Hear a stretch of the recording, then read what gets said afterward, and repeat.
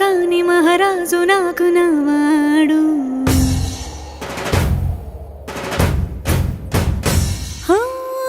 మాట పెడుసైనా మనసులో వెన్న రాయిలా ఉన్నవాడిలోన దేవుడెవరికి తెలుసును నాకన్నా.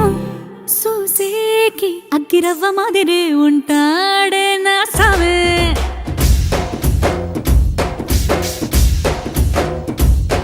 మెత్తాని పత్తి పువ్వుల మరేసంటాడే